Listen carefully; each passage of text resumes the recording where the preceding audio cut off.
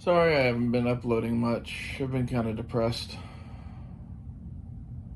We lost my dog, Rommel, who hasn't lived with me for a while because my grandmother and I don't live together and she needed him for protection and whatever, so I let her have him basically. And I don't know. We lost power for the tornado. He started acting kind of weird and getting slower and doing less and doing less, and it got to the point where we were having to carry him outside to go to the bathroom. He had this giant cancer on his side. It was just pretty sad. So I figured I would tell some Rommel stories from when he was younger. Uh, Blazer and Rommel were my buddies when I was in Springfield, Missouri. And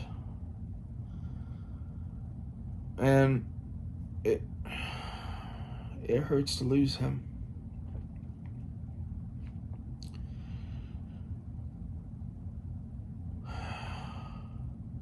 We used to go out driving in the neighborhood, and he wanted to chase deer, and he was such an idiot. We never would have seen him again if he chased deer. So I kept him in the car and rolled the window part way down so he could bark at him and shit, and we would go and chase deer in the car.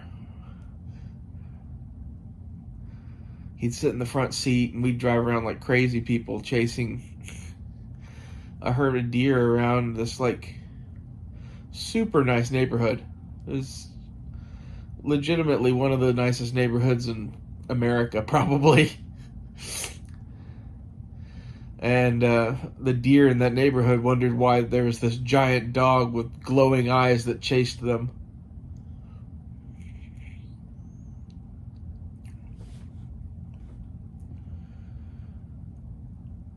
While we were there too, there was a possum on our back fence that was like a 6-7 foot fence, and he jumped all the way to the top of it and got the possum.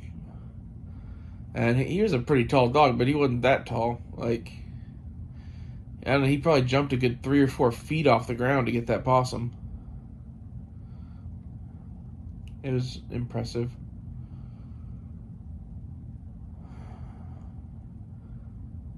He was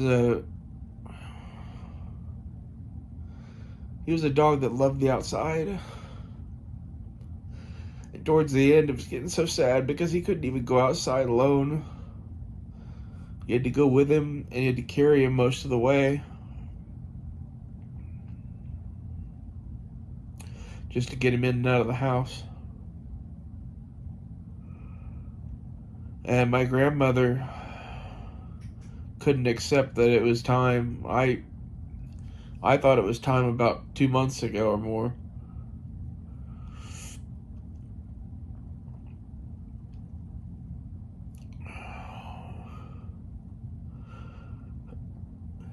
It hurts telling someone that it's time, but at the same time, it's cruel just to keep going on until he's dragging his ass through his own shit every day. Doesn't do anything but just sit there and stare at you and beg for death.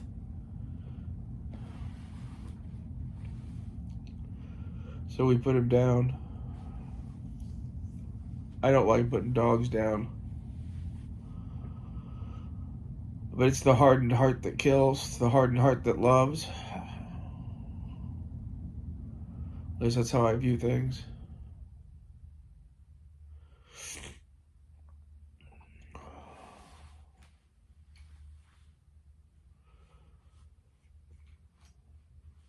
When he was a puppy, he ran out in the snow, and while he was running in the snow, he ran with his mouth open and like did the steam shovel thing.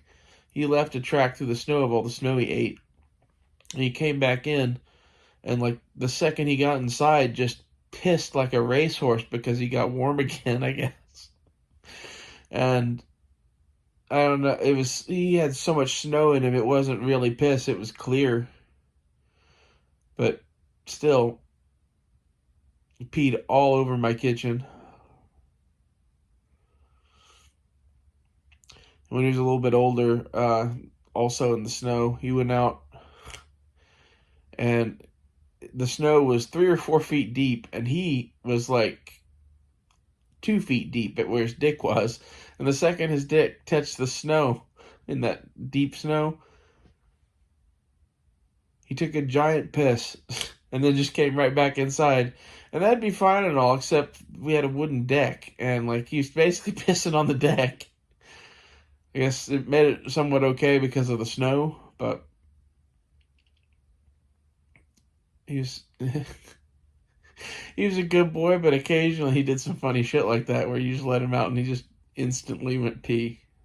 Of course, I don't really blame him with that deep of snow. The second it hit his dick, I'm sure that he was just done. I'm done. Let's go pee and go back inside.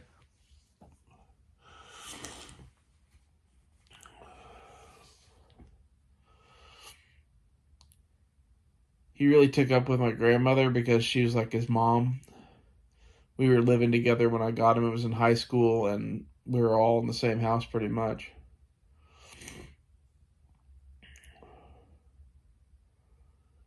We had to go to Okmulgee, which is about an hour south of where I am, to get him from a humane society. And then when we got him, we found out he had parvo. The guy that had him before us was raising him for dog fighting. He was a lucky boy. And when my grandfather saw him, I picked him out because he looked like he was going to be big. I wanted a big dog. We'd had some kind of medium-sized dogs, and I was looking for a Great Dane. And then we found this mutt.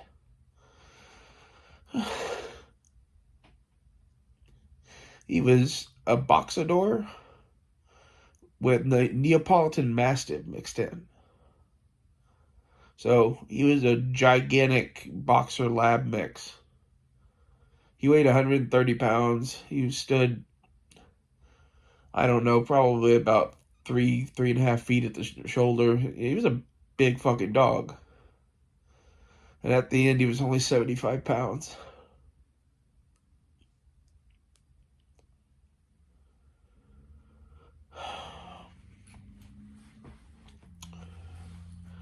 I think he just ate up with the cancer. The thing that finally caused my grandmother to see it, I think, was when he coughed up blood the morning we put him down. He had diarrhea like crazy and then coughed up blood, and then we took him to go put him down. But back when he had parvo as a puppy, the medicine for parvo was crazy fucking expensive. Like, I think it was $2,000. My grandfather looked at him and decided he was worth it and paid it. This dog that I think we paid $60 for.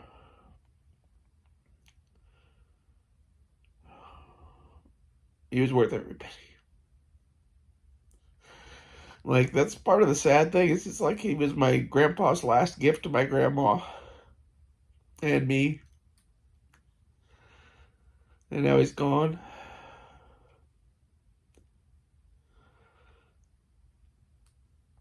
I think I'll always remember that dog.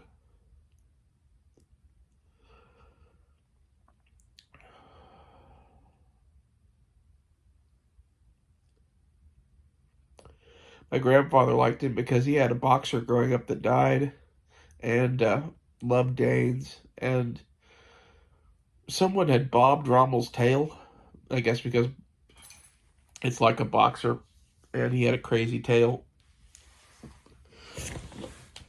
And it made him look mean. And the second my grandfather saw him, he was like, he's going to be a big, mean-looking dude. And I think he liked the idea that I picked out a dog that would protect Grandma. Because Rommel was a dog that when he was in his youth, if someone saw you with Rommel, they just backed away. Because there's no way to know that you don't just click your teeth and that thing will fucking kill you. He was a big baby and a great boy, but he looked scary as shit. And honestly, that's a good thing to have in a dog. I'd rather have one that looked so terrifying that he never had to get in a fight. And he never did. Even with other dogs, when other dogs tried to start fights and whatever, he just ran away.